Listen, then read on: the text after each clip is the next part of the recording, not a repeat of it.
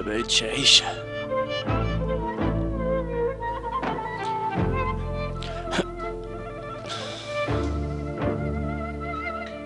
استنى يا يوسف يا ابني ببيجامتك دي. انت صح يا بابا. يا ابني ما عمرو عبد الجليل قال ده سؤال ما يتسألش. ايه ده غابة يوسف؟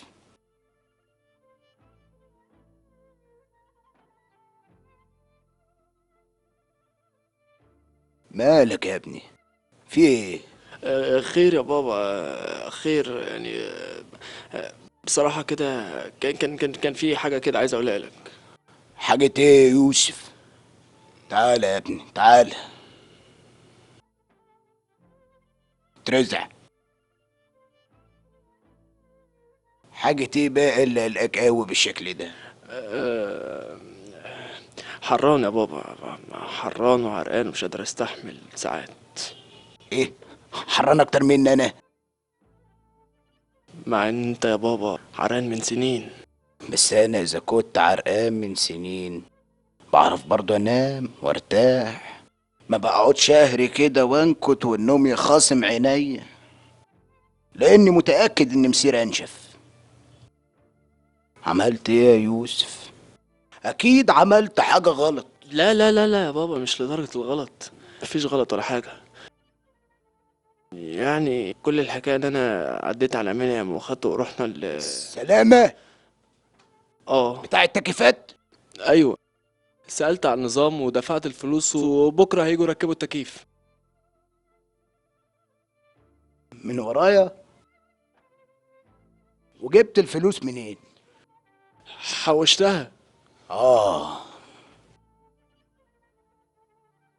وهتجيبوا نوعه ايه؟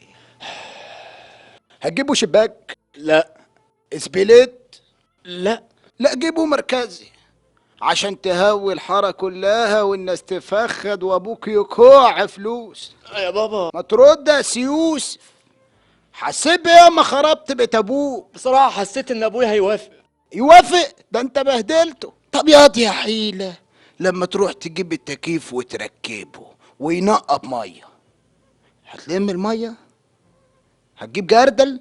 هتلم المية في جردل وتمشي؟ يا بابا ما انا تقولش بابا، ومش عايز اسمعها منك لحد ما اموت. ومادام رحت جبت التكييف من ورايا وغصب عني وهتركبه يبقى تنسى على طول. يا بابا انا بشرتي حساسة ما تستحملش يوم واحد. انا استحملت سنين ياض ولسه هستحمل. من فضلك يا بابا انا. قلت لك ما تنطقهاش. حاضر.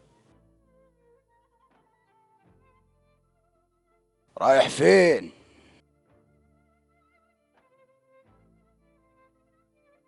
التكييف ده ما عادش يركب خلاص. ما يركبش. انا برسيك، العداد اللي ورايا ما يستحملش تكييف.